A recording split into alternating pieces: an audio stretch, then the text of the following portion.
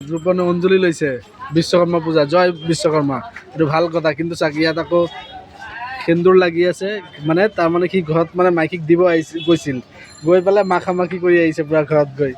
চাক পূৰা সেন্দুৰে লেটা পেটা কৰি আহিছে। চাক তাৰ পূৰা গোটেই গাত সেন্দুৰ, এইটো চাক পূৰা ধুনীয়াকৈ লেটা পেটা কৰিছে, মানে তাত মাইকী ধুনীয়া, সেইটো কাৰণে কি চব কৰিব পাৰে। এতিয়া আমাৰ তেনেকুৱা নাই। সেইটো চাক পূৰা ধুনীয়া লেটা পেটাকৈ কৰি আহি চাক এতিয়া দোকানত বহিছে। আকৌ গা ধোৱা নাই, চাইছেনে নাই, পূৰা সেন্দুৰ লগাই আহিছে। তাৰ মাইকী ধুনীয়া, এতিয়া তাৰ দিন ভাল, সেইটো কৈ লাভ নাই। চাওক তাৰ চেহেৰা চাইছেনে নাই, পূৰা মাইকীয়ে ধুনীয়া খুৱাই দিছে, ধুনীয়া কৰি খুৱাই ধুনীয়া সজাই দিছে।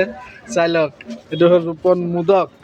চাওক অসমত সিহঁতে ৰাজত্ব কৰি আছে, জিন্দগী সিহঁতেই চলিছে। চাওক কি মজাকৈ চলে, চাওক কি ধুনীয়া এটা দোকান দিছে, দুই ভাই ধুনীয়াকৈ চলি আছে, ভাল কথা। কিন্তু এইটো কথা নহয়, কথা হ'ল যে সি ইমান ধুনীয়া এটা মাইকী উঠাই দিছে, তো মাইকী ধুনীয়া উঠাইছে, ভাল কথা, সেইটো ঠিকে আছে। কিন্তু মাইকী অঞ্জলি নিব আহিছে বজাৰত, মাইকী অঞ্জলি নিব আহিছে বজাৰত, ধুনীয়াকৈ সাজি আহিছে, কিন্তু হ'লে কি হ'ব, তাৰ মাইকী পিনে কোনোবাই চালে তাৰ জ্বলি যায় গা, মানুহক গালি পাৰি থাকে। চাওক এতিয়া গছত বগৰী গছ থাকিলে, কাৰোবাৰ ঘৰত বগৰী গছ থাকিলে মানুহে দলিয়াবই, বগৰী গছ থাকিলেতো দলিয়াবই।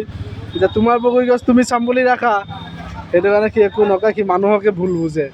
তো চাওক তাৰ মাইকীৰ নাম হ'ল, মিছেছৰ নাম হ'ল নিকিতা মোদক, তাৰ নাম হ'ল ৰূপন মোদক।